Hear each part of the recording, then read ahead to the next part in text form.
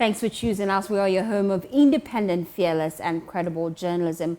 Well, we'll start with the Ghana Airports Workers Union because they have backed the decision of management to shut down McDan Aviation private jet terminal at the Kotoka International Airport. The private lounge has been closed as of this morning due to debt amounting to $3 million. Speaking exclusively to Joel News, the divisional chairman of the union, Abdul Isaka Bamba, said the workers were fully behind the decision of the airport management to shut down the terminal. He also dismissed any claims of witch hunting. We got to know that the company has been shut down this morning by managing director of the Ghana Airport Company, Madam Yvonne. And we believe it is because of the indebtedness of McDan to GACL. And efforts have been put in place. Managing director wrote several letters from the beginning of this year up to date. No payment was being made. I believe out of frustration, she decided to shut the place down. And you're asking why we support? Yes, we support. Because we are the workers. And it is our toil. It is our money that he is keeping. In fact, as it stands now, management is even struggling to pay some of the financial obligations that the company has over the general staff. Management is struggling to pay. So why is it that somebody will be owing, not paying, and staff will be suffering? That is why we will support the managing director in this action. I believe you are talking to staff leadership. We did not close the company. It is closed by the managing director. And we are only telling you we are supporting the managing director in this course. So if you want to talk about witch hunting, then maybe you want to say managing director is witch hunting McDan, but not us. We are staff, we are workers. And we are saying anybody who is owing us will come after the person. The managing director have started with McDan and we are supporting her in this regard. And we are saying all other people that are owing will come after them. The union has also served notice that the airport management will in coming days come after vendors who owe the company substantial amounts of money. We've written several letters regarding a place like CIP as to whether they are owing us, who is managing, because as some of the, at the time that we asked some questions, we were told it is being operated by national security. How national security will be operating business at the airport, we don't know. So that is another area we are looking at, another place we are looking at. And this can only serve as a warning to all other institutions that are owing Ghana Airport Company, that having started from McDan, will come over all of them, will come after them, and will try to retrieve our money. And I will give you an assurance that trust Ghana Airport Company staff. You have to do with their money and protection of their company. They will do it, and we will do it in the best way possible.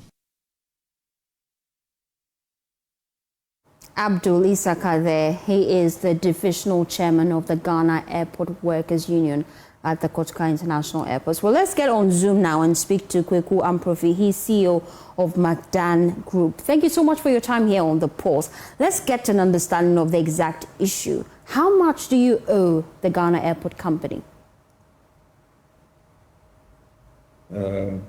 Thanks for having me on your show, and good afternoon to your listeners as well.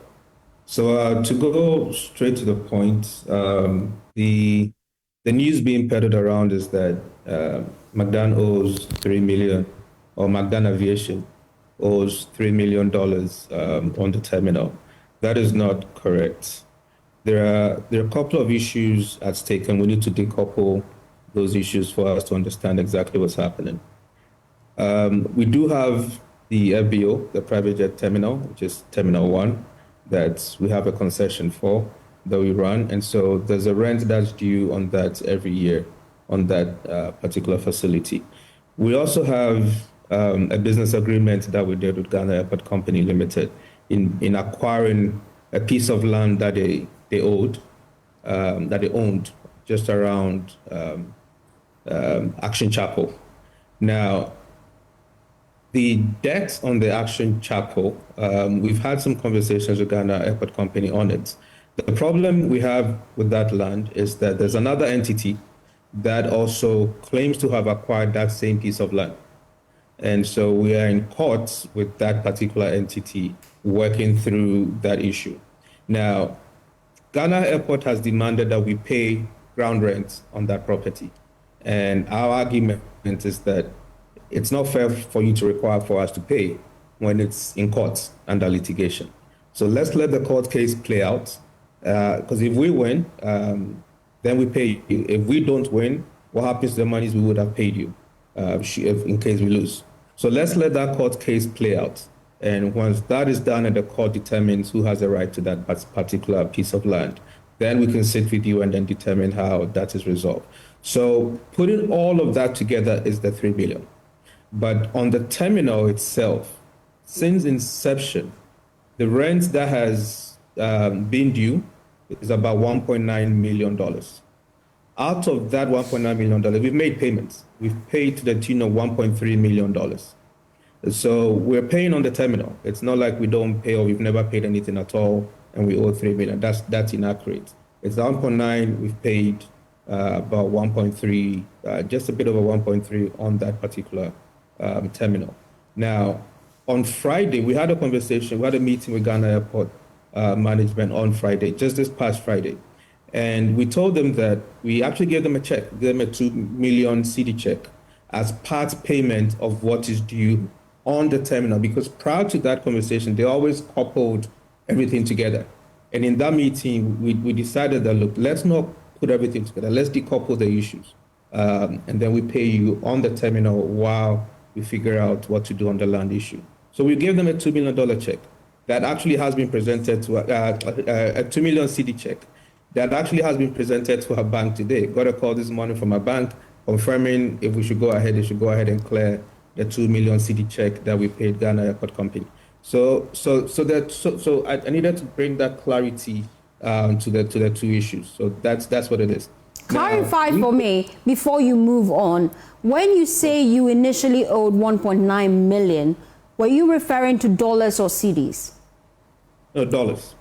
So it's not that we owed 1.9 million at any point. It's that has accrued over time. Yeah. And we pay it as we go. So over the period that we've had access to the terminal, the rent that has come in is 1.9. The payments that we have made over that period is 1.3. With this land that is in contention in court, how much are you supposed to pay for it? Just a bit over $2 million on that piece of land. So what's the next line of action? Now, before I even go to our next line of action is obviously to keep engaging Ghana Airport Company. Yeah. They entered the check that we gave them on Friday. So once that check clears, we hope we can come to some amicable resolution pretty quickly. But it would interest you to know that the terminal itself, when we took over the terminal several years ago, I don't know if you remember Terminal 1, what it used to look like, and the state in which it was. Very rundown, very dilapidated, nothing was really working in that place. We've invested $3.8 million into that terminal to get into where it is today. If you go to that private terminal, I don't know if you've been there yourself. If you haven't, I invite you to visit. It's the most beautiful terminal you will see anywhere in the world. It compares to other international standards and it stands heads and shoulders above most of the private jet terminals you would ever see anywhere in the world. There's a lot of money we've put in there. There's a lot of renovation. We brought a lot of finishing. I mean, high class, high net, very, very, pristine decoration that we've done in there. Now, we wouldn't invest 3.8 million and then allow us to be shut down with, less than $400,000-$500,000. It doesn't make business sense. So if you look at the whole construct of what's going on, it doesn't make sense for that to happen. So that's not what is being purported in the news. Is not really accurate. It's just somebody being throwing stuff out there. However, it being shut down, that is correct. It was shut down early this morning. Got a call around 4:30 in the morning from my operations manager that the terminal they were being denied access into the terminal for that payment. So again, as I said, that is not what the issue is at all. Issues have been decoupled, and we're working with Ghana Airport on this particular terminal issue. Has it been opened now? Not yet. I don't think they've left the bank yet. I don't think it's been opened yet.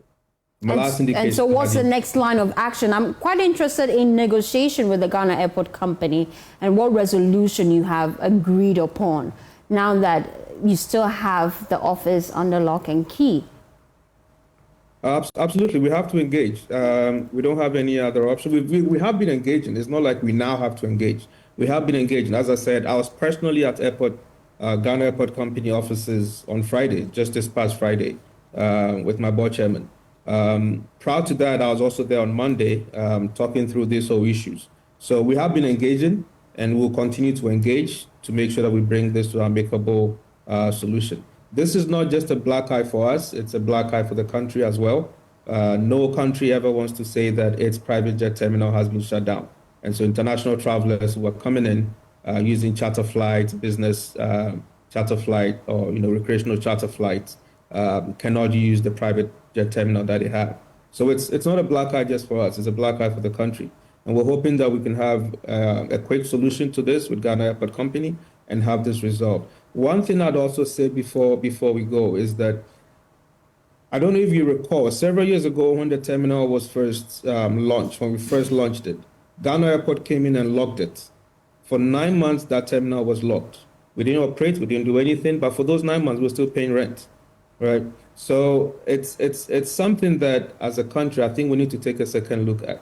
When private individuals invest their hard-earned money into especially projects that benefit the entire country. Because of that terminal, Ghana is a beautiful tourism destination. If you come in and you come to that terminal, it's beautiful. It gives you a first impression about Ghana, that we are a serious company, that we are very, very high in our standards and the quality of things we do, and we're not to be taken as a joke. So for such an investment to be closed down, especially when we've made a payment that you're trying to cash the very day that you're turning it, you're closing it down, you're cashing that payment. It doesn't speak well for the country. And I think that as a country, we need to look at some of these things and see how best we can protect, not even protect, but how best can we let the very institutions that are serving the country continue to do that in the benefit and the interest of all of us. I'm sure you've reached out to the Ghana Airport Company. Immediately you found out that they have shut down that portion of McDan Aviation. So I'm wondering, what timelines did they give you to meet with you to resolve these differences? I'm sure by end of day today, I'll have an answer to that. There's conversation that's ongoing. I'm sure by sometime end of day today, early tomorrow, we'll come to some resolution and with some positive timelines on how this will be resolved. Thank you so much for your time here on The Pulse.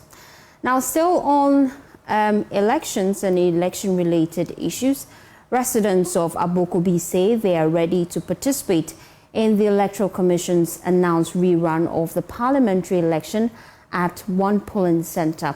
The outcome of the Domi Kwabenya parliamentary race hinges on the Abokobi Women's Development Center 2 polling center after the EC nullified its results. The EC explained that the results were entered on the wrong sheet instead of the standard pink sheet. My colleague Collins Frimpong has been engaging constituents about their expectations and readiness in this report. Well, from the 7th till now, I will say that, but for the Electoral Commission, everything would have been okay. We started seeing these signals from even way before the elections were conducted. So some of us were clearly aware that things like this would be happening, because the Electoral Commission said before the elections that the elections are won at the polling stations. Now, the Domi Kwabenya, for example, we were all witnessed when the results were announced by the returning officer. So we were thinking that if there should be an issue, it would have been resolved by the court. But since they said we should do a rerun, we are all for it. We are not perturbed at all. Let them just announce the dates and we'll go for it. Because there's a saying in Nigeria, they say that you chop food, you chop meat, you chop bone, you know belly full. Now your teeth you go come out belly full. That means the dinner is served you devote everything, yet you are not satisfied. Now you flush your teeth to get satisfied. No, it never happens. And so, I know it will be a miracle, and that miracle too, I don't think God will assign it. It will never happen. If it were to be any other polling station, fine, but our polling station, it will never happen. Will you be voting? No, I don't vote at that polling station, but when the day is announced, I will be there from the time the elections will commence till the time they will announce the result, because we will make sure that nothing untoward happen there. You are not a polling agent. You are not an EC official, and you are not voting. So why would you want to be there? The law doesn't prevent me from going to witness the elections, whatever is going to happen there. After all, I'm not going to. There's a barricade around the election booth, so I'm not crossing it. I'm standing behind it, monitoring whatever is going on there. Yeah, that's what I would do. Dear me, what were running on say? They say me country MPP for they say. Adeno, dear Bessie day.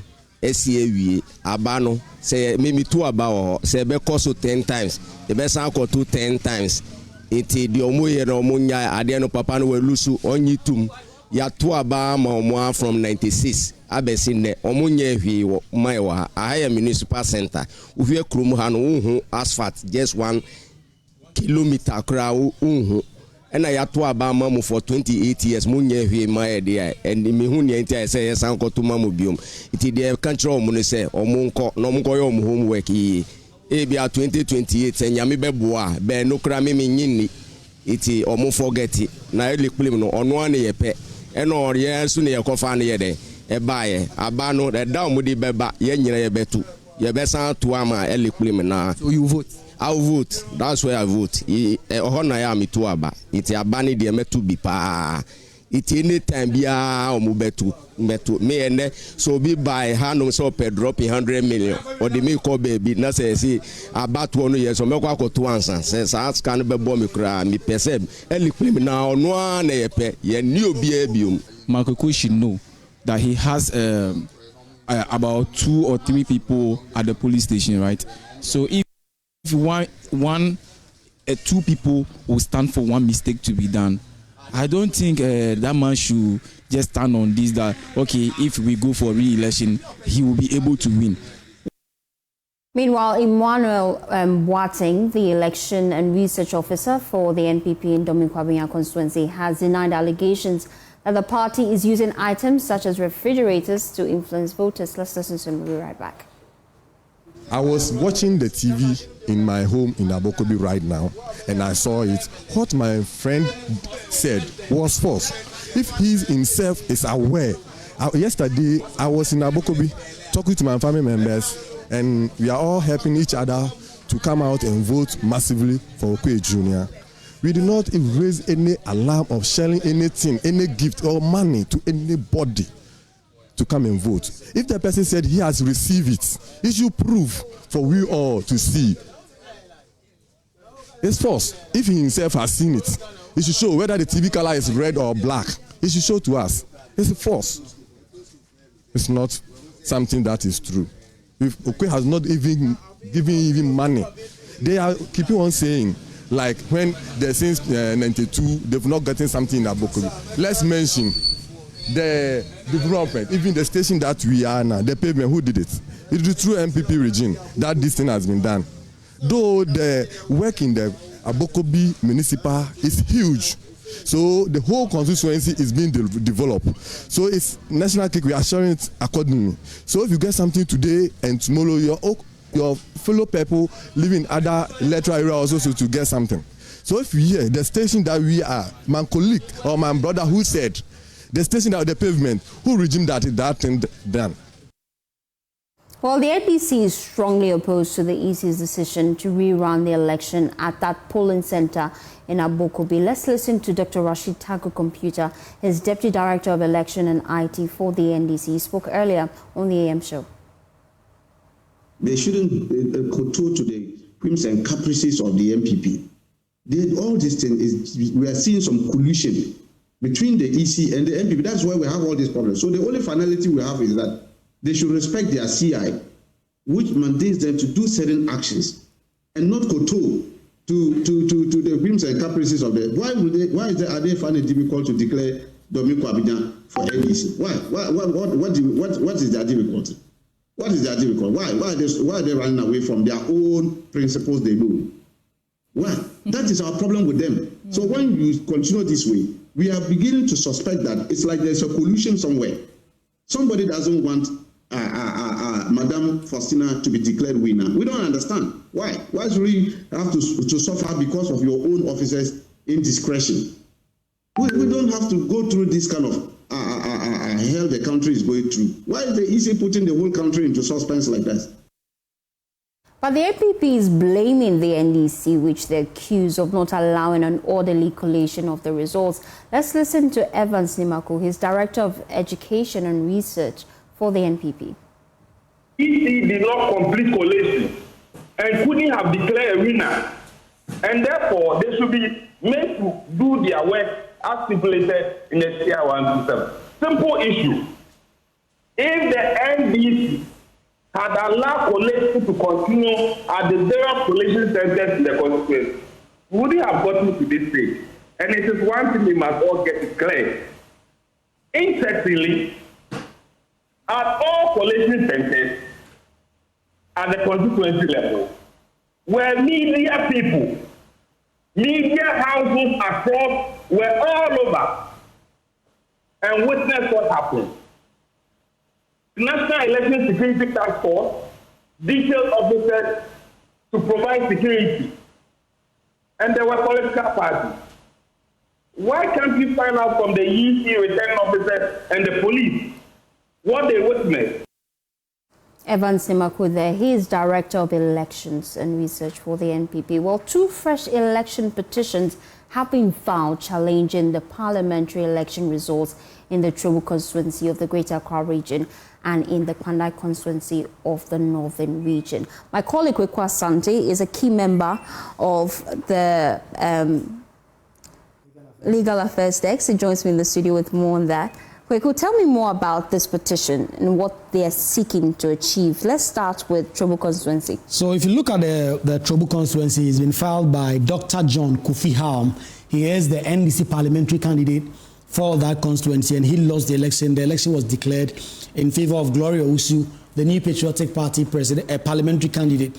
But he has taken issues with nearly 98 polling station results, which he says were irregularly declared and all that. And so if you look at the declaration he's seeking, he wants a declaration that the parliamentary election held in the Chobu constituency was void by virtue of the irregularities and inconsistencies contained in some of the forms that were filled regarding 98 polling stations out of a total of 288 polling stations in that constituency.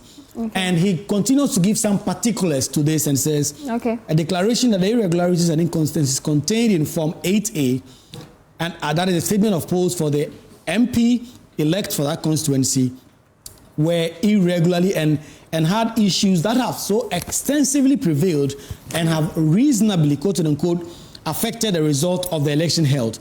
And he wants a declaration from the High Court by virtue of this election petition that the non-compliance with regulations 39 of the Public Elections Regulation, that is CI 127, affected the parliamentary election results of 98 polling stations. So ultimately, he says there have been such grand inconsistencies and contraventions of the rules and regulations guiding the conduct of the elections in 98 polling stations, which he says goes to the root of the results.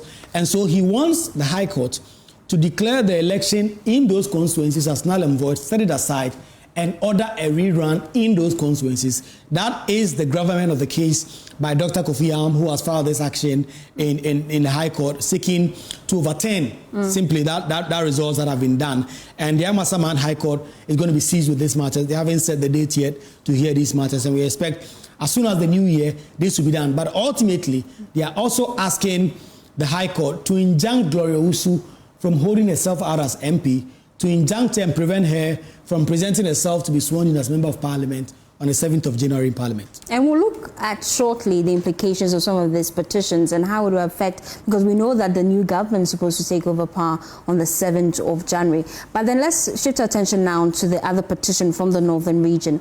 What are the concerns they're raising? So, Faustina, that is Pandai constituency in the northern region, like you said, and this is the member of parliament currently, the NDC MP, who lost the election to Matthew Nyindam. And Matthew Nyindam was the former member of parliament, and he lost that election in the last election, and the NDC candidate won at the time.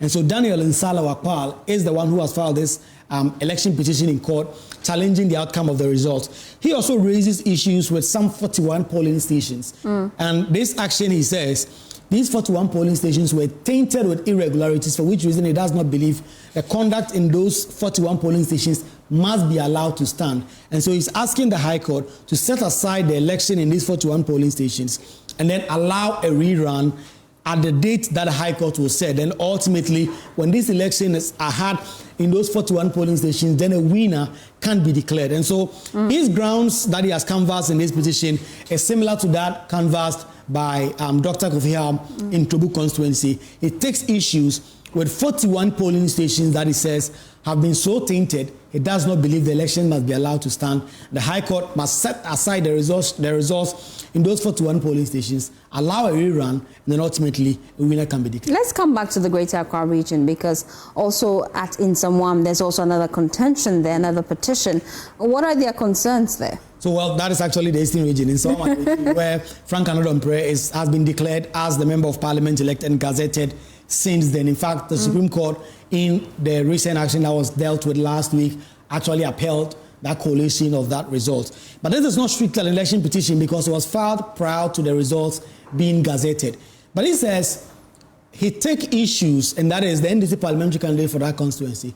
He takes issues with the way the Electoral Commission organized the results, organized the election, the way the results were collated and declared. So much so that he believes that the entire election must be annulled and there must be a fresh election from the start. And he has filed that action at the High Court, seeking an order that that election must be annulled. So all these actions so far have been filed by NDC candidates who are seeking to gain more seats in Parliament, despite getting a very huge number in the House. And a lot of the parliamentary candidates who lost a number of these elections are filing this action. So Philibert, who is the NDC parliamentary candidate for Nsawam Adwajiri, says that the election in the entire Nsawam Adwajiri must not be allowed to stand. He's asking the High Court to set aside the election and order the Electoral Commission to organize a fresh election.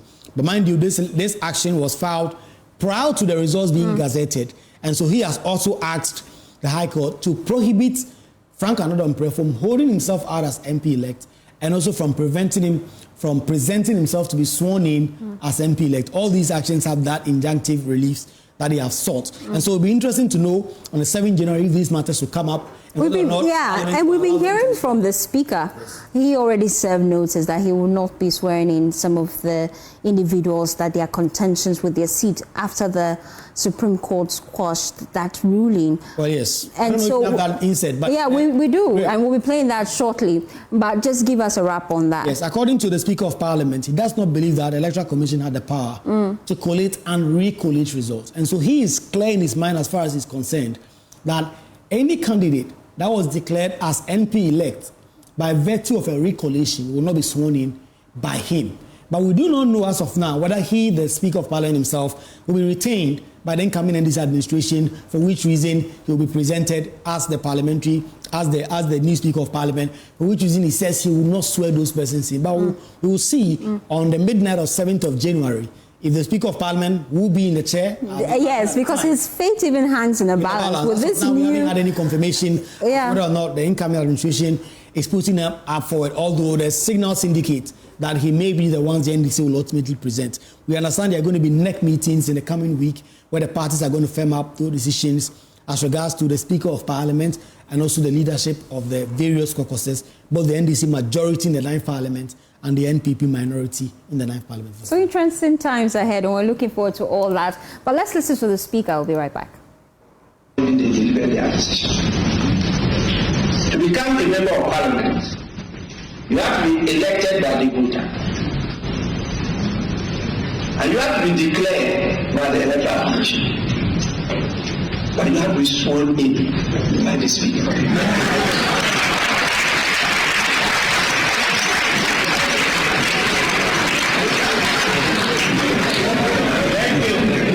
Thank you.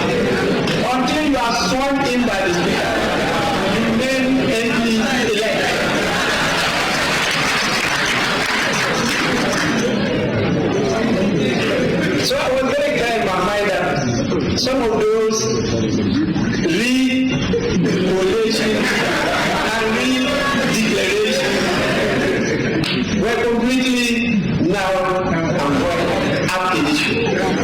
They were unknown to the law. And so they were not properly so-called English elect. I'm not qualified to be sworn in by you. My back this year, we had many discussions, but I told them they were all surprised. I said, yes, I'm the gatekeeper. The right thing must be done for us to be able to reset Ghana. And so, this recognition, I tell you, is going to do more than what I have done. Well, away from Parliament, the West African Examination Council has released the provisional results of the 2024 West African Senior High School Certificate Examination, WASSCE. But without the entire results of 209 candidates, the delay in releasing the results earlier this year was due to unpaid funds owed by the Ghanaian government to WAEC for services rendered by the council. Well, in a press release on Monday, the council said it would provide login details to schools head across the country to enable them access the results on the official sites. Now, regarding examination malpractices, WAEC Head of Public Affairs, Mr. John Kapi, disclosed that the council had cancelled the subject results of 4,108 candidates, annulled the entire results of 483 candidates, and withheld the subject results of 781 candidates. Now, let's go and speak to John Kapi. He joins me live with more. Thank you so much for your time here on The Pulse. Let's start with the provisional results. Some of the key things I'm seeing here. I'm seeing that when it comes to English language, the performance of students have actually dwindled. Why is that? Good afternoon, and thanks for having me. For now, what we have is the results. We're yet to look at the chief examiner's report. Usually, the chief examiner's report will give you a detailed performance of the candidates, where their weaknesses are, and where there's a need for some kind of reinforcement. So when we get that report, we would now be able to tell how come the performance in English language has dropped this year. And how soon would that report be ready? Well, I guess that right after the marking exercise, they submit drafts to our subject officers. So they would now look at all the, contributions from various team leaders and zonal leaders, and then come up with a kind of summary, that will sum up exactly what we will be looking out for, basically what the weaknesses are, what the major problem was, as a result of which we have this drop in performance. Now let's look at the number of results that you have withheld. You have cancelled the subject results of over 4,000 candidates. Why? Well, so these are routine cases where the candidates were found to have been involved in one act or another that is contrary to the rules of the examinations. So with those ones, once the reports have come and we're able to confirm that is what exactly happened, we go ahead and apply the decisions. You realize that I indicated in the press statement that the Ghana Exams Committee met and then upheld the decisions to cancel these results. So these are routine cases where you have evidence of somebody having misconducted themselves, and for which reason you apply the rule. By misconducted themselves, explain exactly what you mean. Did they bring in foreign materials? Yeah, so it varies from foreign material. That is what they have concealed on themselves, or sometimes you find out that in the course of the exam, they move out and then bring something in.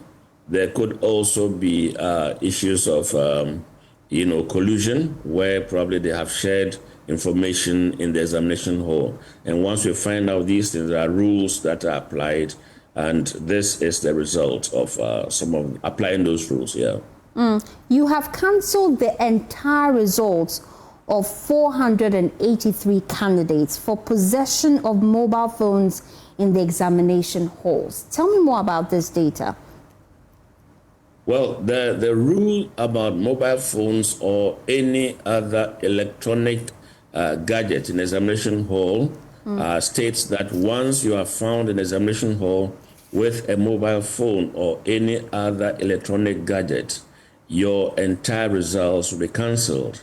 Now, so if you look at these 483 candidates, they all had on them mobile phones, and that was not allowed. A lot of them, or maybe I would say about 80% of them, had information relevant to the examination on the phones at the particular time that they were found out. So that is why their results have been, cancelled. I can also see here that you have withheld the subject results of 781 and the entire results of 209 candidates for various suspected offences. And this is different from the initial one at the top, which is the cancellation of results of over 4,000 candidates. Explain the disparities for me. So we have routine cases and we have non-routine cases. Okay. Now the routine cases are those that you find out at the examination centers where candidates are found to have misconducted themselves. So there and then you take their statements, and in most of the cases, the candidates actually confess to having committed that offense. So for them, immediately we are sure that they are guilty, and therefore we can apply the rule. Now, when you come down to the 781 and then the 209, you would realize that these are reports that we receive from the examiners in the course of marking. Now, we are not able to ascertain whether indeed the allegation made by these examiners is true or false, as a result of which we would always want to have a second opinion. And so we make our subject officers scrutinize the scripts, and then we also would bring it to a committee meeting, after which a decision will be taken to either cancel or release. That's the reason you have that kind of separation. Now, moving forward, how best do you feel that we can deal permanently with this issue of examination malpractice? Because looking at the measures you put in place this year, we still have these issues lingering on. Well, I would say that, first of all, we would need to have a system where we are able to hire and fire invigilators when they misconduct themselves. Because indeed, I know that, yes, there are areas where you go and some of these candidates can be really difficult to manage. There are some recalcitrant ones who are there. But then generally, if we had the opportunity to, engage invigilators that we pay very well, that we can hold accountable for some of the infractions, I think that will reduce this to the barest minimum. Also, we think that maybe the Ghana Education Service, that is supposed to be our partner in this enterprise, would assist us by ensuring that teachers who misconduct themselves and whom we report to them would be punished, so that it will serve as a deterrent, to other people who may want to engage in any such practice where they provide assistance or they look the other way when the candidates are doing things that should not be done in the examination hall. Finally, before I let you go, just give me a wrap. I know that you received 35 million cedis from the Ghana Education Service, the Ministry of Education. How much do we have left out of the money they are owing you? And what assurances have they given you so far? Well, so out of the 118 that was owed, we have received so far about 60 million. Okay. And so we have an outstanding debt of 58 million to be settled by the government through the Ministry of Education. We have indicated, they have all these records over there. We've indicated that we would need those, the balance of the money to be able to pay our invigilators and supervisors, to pay our script checkers, and also to work on the printers that we have at our printing press. And of course, to pay also some of the people who supplied examination materials for us to conduct the exam. Now, so far, we have not received any formal assurance from the Ministry of Education as to when these monies will be made available to us.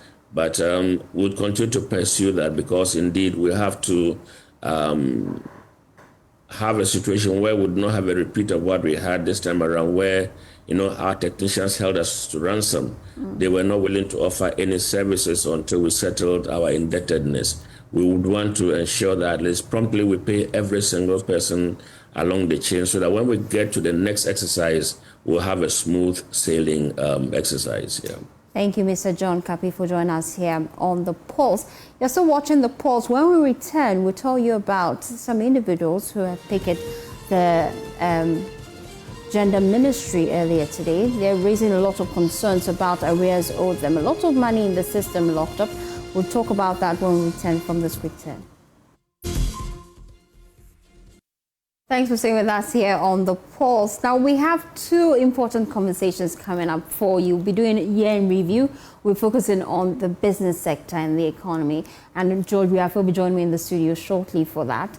Also, we would be having a special interaction with my very own colleague, Erastus Asaredongo. He has received a wonderful award. We'll tell you all about that. But before that, let's put the spotlight on a certain gentleman that most of you must know by now and must have heard of his passing, James L. Carter Jr. He is the 39th President of the United States. He passed away at the age of 100. Carter's remarkable journey from Georgia's peanut farms to the White House and beyond left an indelible mark on American history. Serving as president from 1977 to 1981, Carter was not only a champion of peace and democracy, but also a trailblazer, becoming the longest-lived president in the U.S. history and the first to reach a century of life. Well, join me in the studio to reflect on his legacy is a man who worked with him for 20 good years, Dr. Foster Abusakar. Thank you so much for your time here on The Pulse. Thank you. It's a pleasure to be here. Let's start with the legacy Jimmy's leaving behind. You have worked closely with him. What should we be picking from his life? I think the first thing is that the background to his life was a modest one. And because of that, he was able to associate with people all over the world because he knew where they were coming from. He knew their challenges. Now, of course, he became a president, and most people see him in that light. But then there's the person behind the president. And he was truly a man of very high integrity, honesty, frankness, truthfulness, and very humane. You could not be in his presence without feeling these attributes because they were pervasive in everything that he did. And I think that affected a lot of the people who worked on the programs alongside me with him in the Sasakawa Global 2000 programs, and even those who work in the health programs, and those who worked in the governance programs as well, because for him, everything was real. The man he was the president he was, and the global citizen he became. I know Jimmy fronted a lot of trade talks between Africa and the U.S. because of his background in agriculture. He was a farmer. And so I'm just looking at the impact, having been president for over that period of time. How has that bridged the gap between trade between Africa and the U.S.? Well, his primary focus, even though trade became a part of it later, his primary focus was on enabling the yield gap between developing and developed countries and providing food security. So his main effort was to see how we could engage in modernizing technology, updating appropriate technology that fit into our local situations to produce more for farm families. And then the surpluses that were being traded to develop the instruments and the mechanisms by which that could go first into domestic markets. And then if there were tradable surpluses, how they would not be hampered in the global marketplace. But for most of the African countries, as we still are, we're still challenged with even providing enough for our domestic markets, even though we have some specialist products that we sell on the global market, but by and large, they're not the things we eat. I don't think you eat cocoa for breakfast. Well, you maybe drink a little bit. A little hot chocolate here and there. Yeah, but mostly to do with food security. And I think that helps a lot because one of the programs, early programs, indeed, we started in Ghana in 1986. At that time, Mr. Commodore Obimpe was Minister of Agriculture. It was during the Rawlings era. And they had a very simple intervention, working between research and extension and inserting staff into the Ministry of Agriculture to activate the staff so that we begin this conveyor belt of transferring on-shelf technologies into the field and then doing all the other things that we needed to get it in place as a demonstration to the government that it's not just technology, it's a combination of things that bring these technologies into life and into real incomes at the household level. And you've got to be willing to make the policy adjustments for those things to take root. And that has remained a big challenge for most African political leaders because it means that you have to give something in order to get something. There's no free lunch. Indeed, there's no free lunch in Ghana. Yes. Now, let's look at some of the nuggets of advice we can get from Jimmy's lifestyle that African leaders can leverage on, because I know he fronted a lot of peace talks. Looking at our political system, which we run in Africa today, what lessons do you think we can learn from Jimmy? Well, I think the first thing is that he was very true to himself. He was a man of faith. But I don't think that is the only thing that distinguishes him. I think most importantly, he presented himself as a very compassionate human being who was willing to understand other people's situation. And I think when people are faced with that reality, they then look into themselves to find their own compassion and how they can reach compromise. And that is why he was able to resolve conflicts, because he invoked that sense of compassion in you yourself to try to see how you resolve conflicts. So it's not an accident that of all the US presidents, he was the most successful in this Camp David Accord between the Palestinians and the Israelis, which of course has since been destroyed. But if they had pursued that path, it would have been resolved.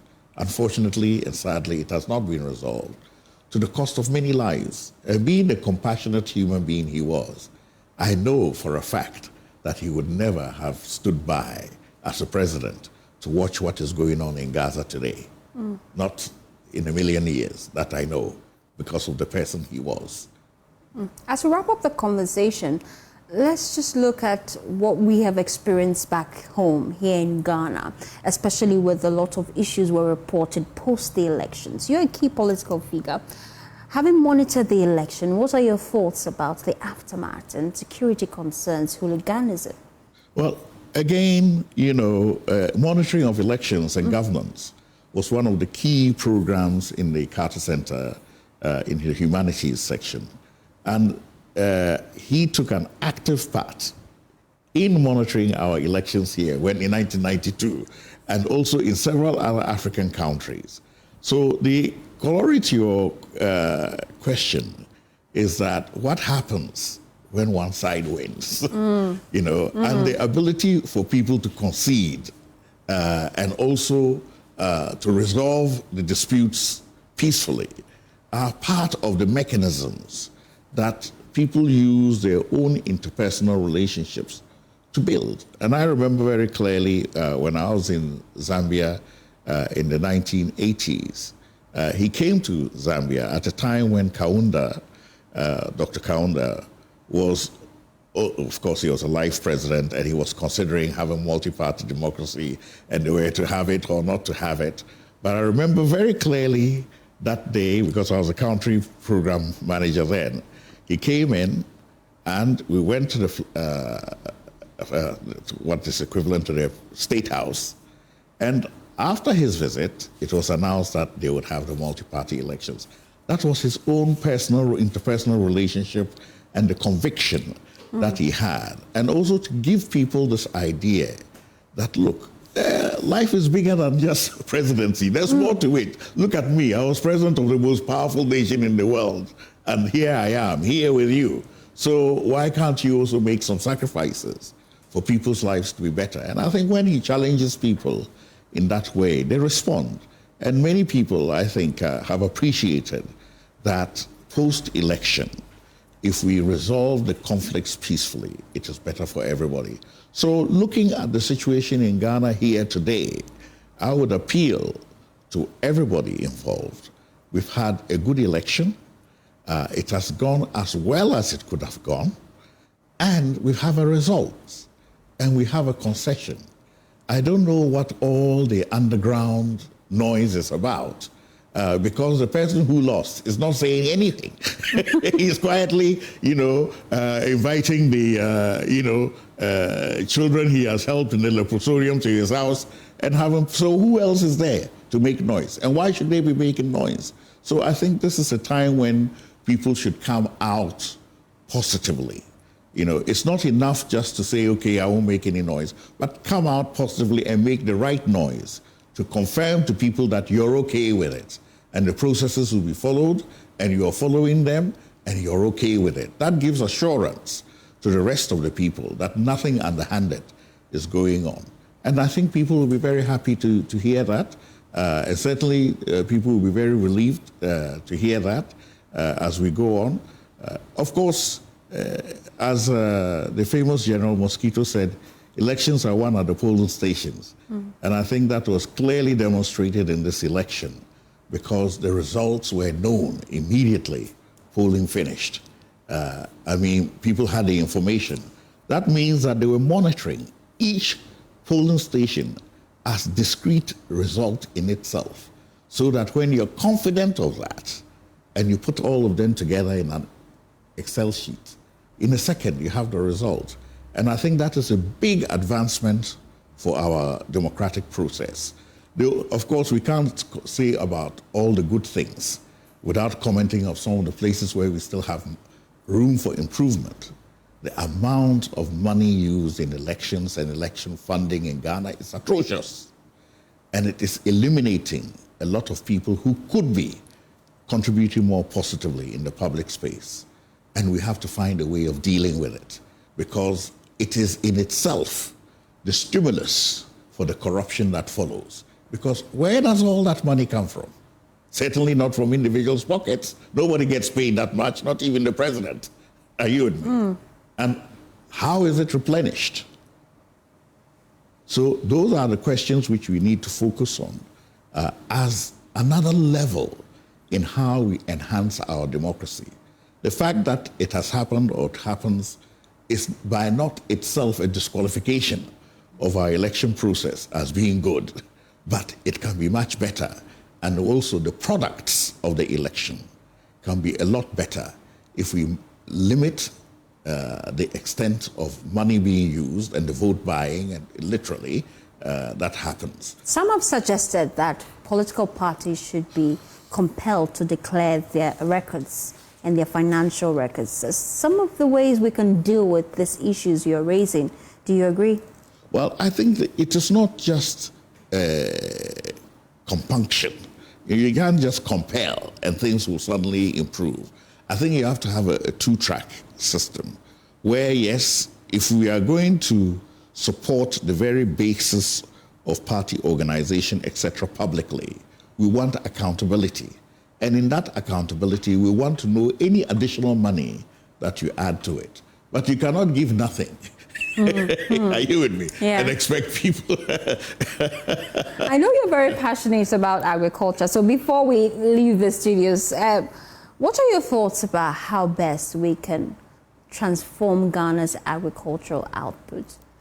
Well, you see, the truth of the matter is that there is a standard way in which agriculture is developed, and then it is tailored to particular situations in particular countries.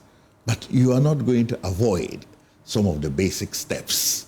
If you want to learn how to drive, you have to get a car, you have to put an L and then go with a driver. And there are basic things and foundations that need to be laid. And unfortunately, we seem to lay almost to the foundation, then we come back. We never go past the foundation. So we have to have a system where we project beyond the foundation and lay all the pieces. Even if we don't do it for the entirety, at least we finish it section by section. The second part that is important is that, right now, our space, fiscal space for investment, public sector, is very limited because we have over-bloated the whole budget with a heavy debt burden. Are you with me? Or the economic situation with a heavy debt burden. Debt to GDP ratio is quite high. And we don't have space. Our interest payments are also very high and demanding. So we don't have that space to inject in new money to fund things that are then going to bring about increased productivity and increase in incomes beyond the rate at which interest rates are increasing, and therefore give you more purchasing power in your house. That space is not there. It has to be created. And how do you create it? We first have to reduce our losses, cut our waste expenditures. That is not going to be enough because what we need to do to make the economy grow needs some bigger level of investment. But how to get that money in this current situation with the limited fiscal space we have is a challenge. So we need to think about a very different funding framework. And when you have more time, and I will deal with that, but you need to think about it in a different way to the standard way that we have been thinking of borrow and spend and IMF, and you keep going. If we keep on that conveyor belt, we will fall into the ditch eventually because it is running faster than we can run at the moment because interest rates payments will consume us. And we are not generating enough money to be able to pay. And our expenditures keep increasing. And whatever we save will not be enough to cover that gap. So we need to come up with a very different way of dealing with things. And also we need to look at the world that we're in now. There's not just one track to be on. There's emerging different polarities in the world. We need to think of how we pivot ourselves into a different geopolitical framework, which will give us opportunity for different funding frameworks. So it's not a simple answer because we're in a very bad situation, but it can be done. I'm sure that working with Jimmy for 20 years, knowing that he came from a very humble background, he was a peanut farmer, what lessons do you feel we can learn from him to help improve agriculture in Ghana? And that's our last question. You have 2 minutes to answer for me. Well, I think the first thing is that we should concern ourselves with how we make life better for rural people. They don't need much and they don't demand much from us. We cannot concentrate all our development in the cities with flyovers and next you're having flying cars and what have you when they have very little. So we have to think of a way of spreading the investment a bit more. Then we have to focus on reducing transaction costs. Now, that may not seem like it's directly related to agriculture, but it has everything to do with the final price of the produce in the marketplace as to whether our farmers are competitive or not. And there's no point in doing anything for them if they finish up with products that are not competitive in our own marketplace, because what you will continue to see are containers and shops full of all imported goods and none of their goods. And until those containers are at least half full with those domestic goods that they produce, they are not competitive in the marketplace. So we have to reduce those transaction costs, key areas, to make them competitive. Yes, we'll give them training and technology improvement and all of those things, but we've been doing that for God knows how long.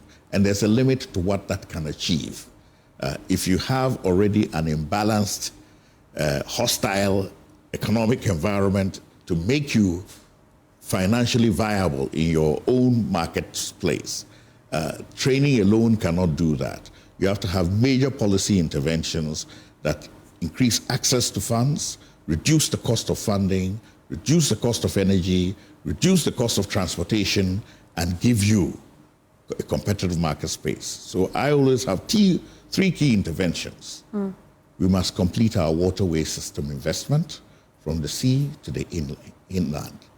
and make sure that we have a waterway system, because the cost of waterway transportation is about less 40% of road transportation. So if you're looking for places to reduce your transaction costs, that is where to reduce it. We must link our rail network at that point to our 3 neighboring countries, Burkina, Niger, and Mali. Then we become the real hub of West Africa, and we will effectively have a coast 450 kilometers inland, because it will be linked to the sea. Then they will use us, and our GDP could maybe even triple from that point. But we have to find ways of making those investments in this tight physical space and finding the right kind of partners who will work with us. There's several tools that we can use. I know people say IMF says, but there are other tools, you know. There's always a way around. Always a way around it. Thank you so much for your time here on the Pulse. Apu Sakara, my guest in the studio. Well, away from that, President Akufo-Addo has conferred the prestigious Order of the Voter Membership Award on Joy News' Erastus Asare Donko for his outstanding contribution to the nation through his fearless and dedicated journalism at the 2024 National Honors and Award Ceremony. Let's listen to Erastus. We'll be right back. To gain recognition nationwide and get a national recognition for your works is exemplary. It's a nice feeling. It's motivating me a lot. But I think that this award would have been better if the issues I raised, which has won me a number of awards, was at least looked at by this administration. To me, that's the missing link. We still have all our major rivers and streams highly polluted, and this administration somehow did not attach so much importance to it, and that hurts. And that, I think, is the missing link with the kind of joy I would have expressed with this award. But the recognition alone speaks to me that at least the presidency knew about my works. They were monitoring. As to why they did not act on it, it's still a mystery. All right, moving forward, do you think this will still motivate you to still continue doing the good works that you still do out there? In fact, policing the environment is my job now, and I'm going to do it better than I have done it under this administration.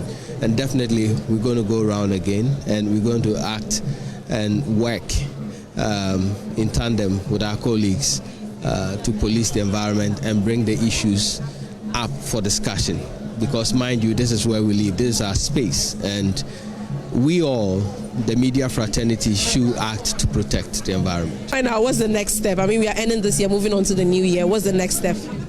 I think we have a new administration coming. We want to study what their policies are, and in fact I'm expecting a lot from the incoming government. At least the first 100 days, I want to see what they will say and do concerning our polluted rivers and streams.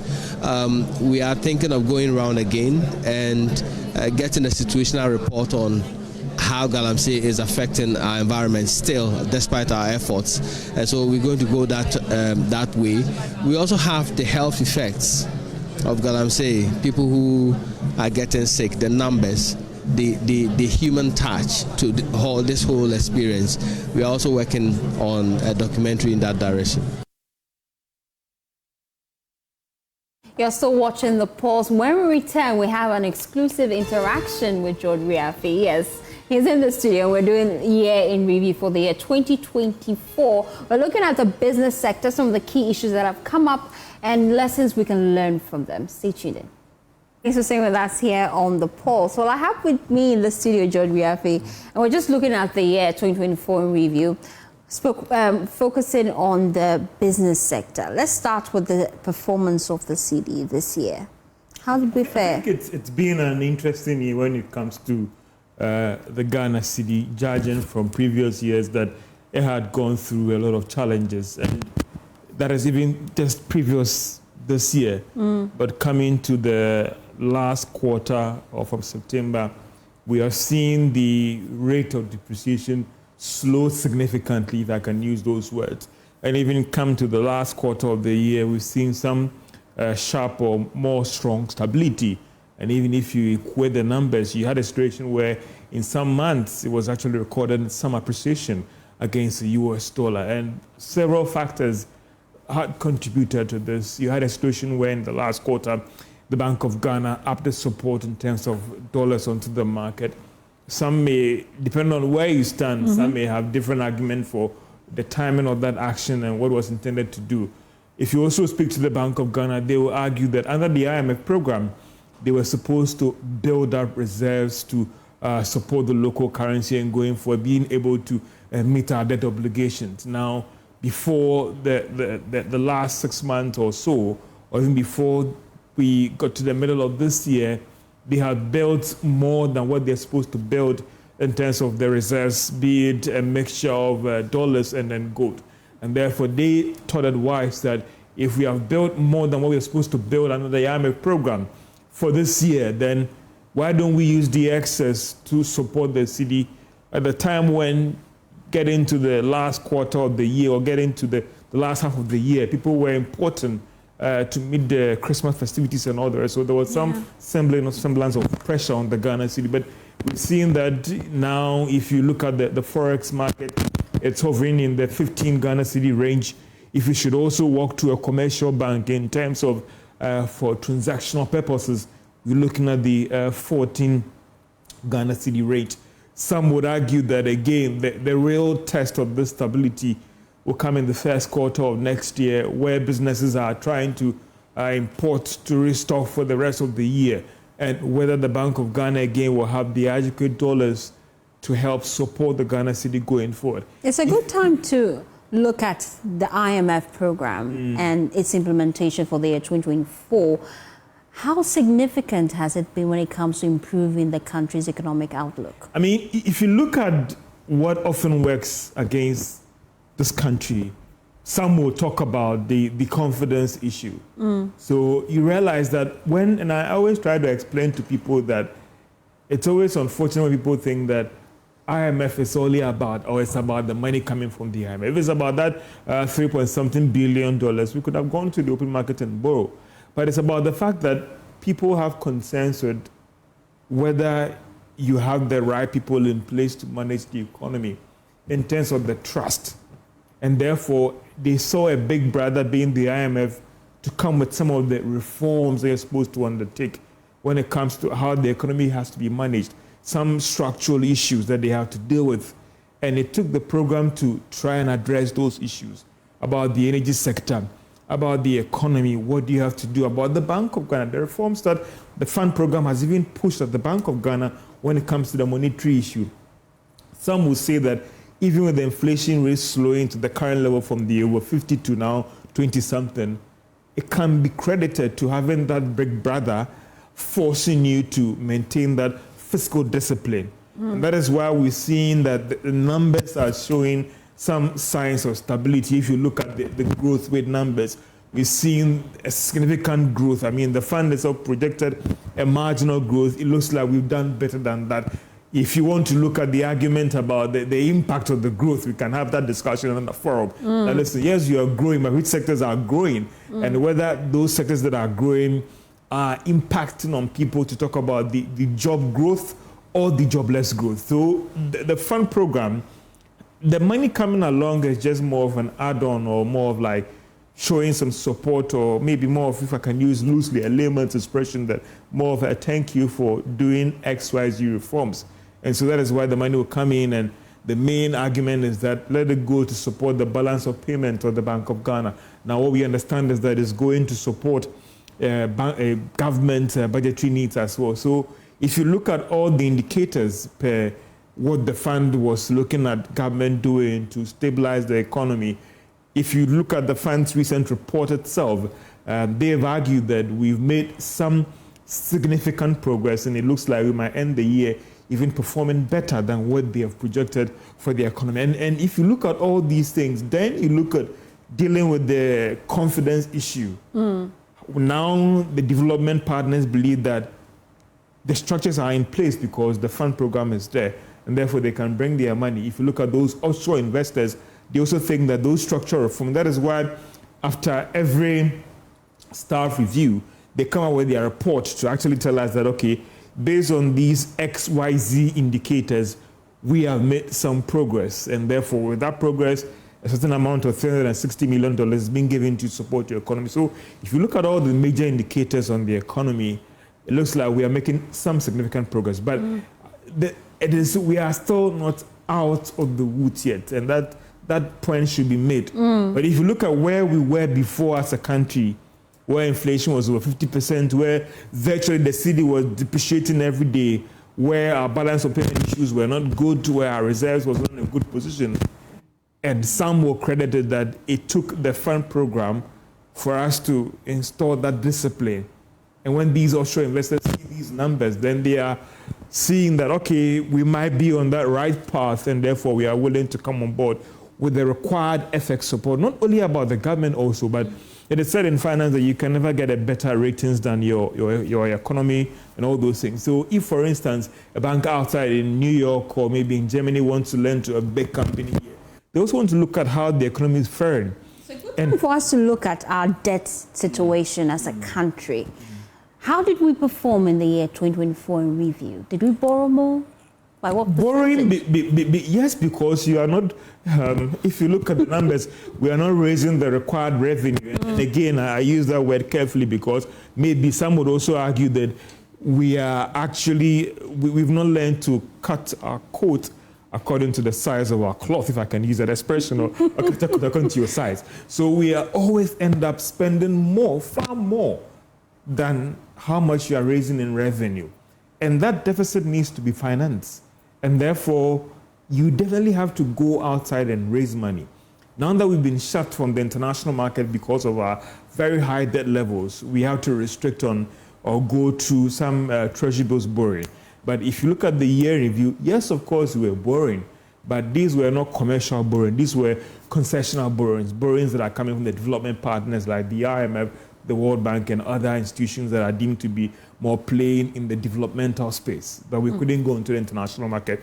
But don't forget, this was a year also that we made some significant progress when it comes to restructuring our debt. The almighty debt restructuring program, the domestic-wise, how a lot of people out there lost their interest on their investment. It looks like the principle is intact, but for a lot of people out there, it was a very painful thing because we're told way back in our finance and economic class that, you know, when it comes to government doesn't default on their debt. Bonds are safe. But you realize that was part of the case. To a certain level that it took an IMF program to say that, listen, take those aggressive measures to restructure your debts. And therefore, without a fund program, and it's not the money that is coming in, but without a fund program, we couldn't have taken that bold steps to try and restructure our debts and give the development partners some assurance that going forward, we can do business with you. But again, there is the painful side of this debt restructuring program that for a lot of people out there who believe that the government papers was the way to go, the government bonds was the way to go, government never would default on their papers. And people sank millions of Ghana cedis into this. And today, some might be said to be worse off, even though government has said that they have restructured these papers and they're going to continue meeting the obligations due these investors. Even though they used to be getting very high returns, now it's a little bit lower. Your principal is also intact as well. But I'm saying that we have gotten here with that marginal stability that we are seeing.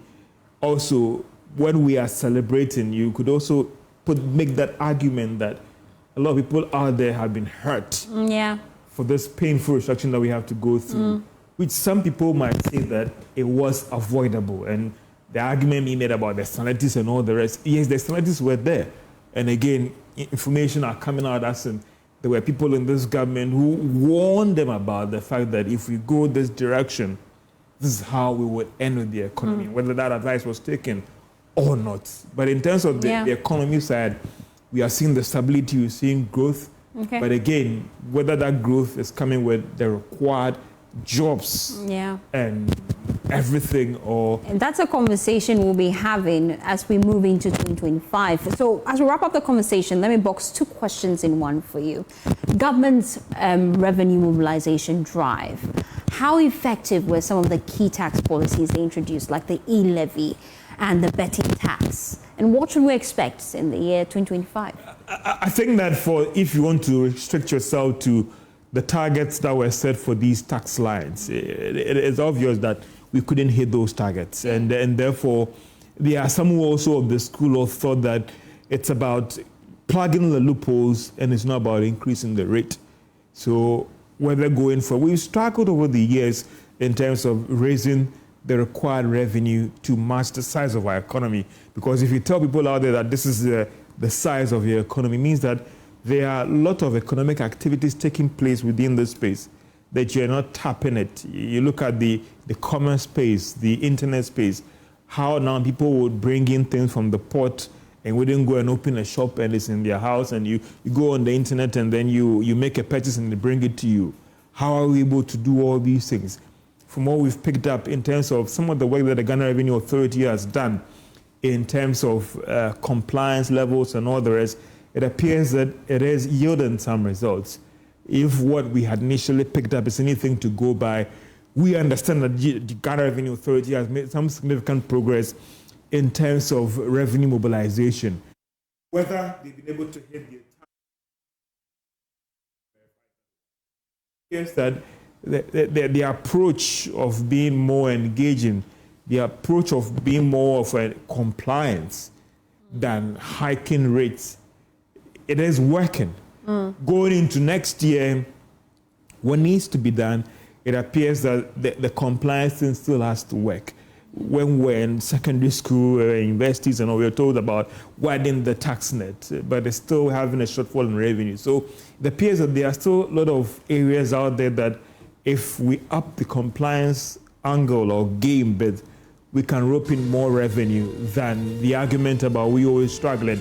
Thank you. But also it's about the fact that we may have to take a second look at our expenditure and spending, whether we still need some of these things or not. There are different questions we should ask moving forward in the year 2025. Thank you so much, George, for bringing us that update. Now, we told you that scores of caterers under the school feeding program, they pitched camp at the Ministry of Gender, Children and Social Protection. Now, they are demanding payment of 2 terms arrears for the year 2023 and 2024 academic terms. So that conversation is what we're going to be starting off with when you tune in at 7 p.m. for Joy News Prime. My name is Faustina Safo. Have a pleasant day as you enjoy the rest of our program.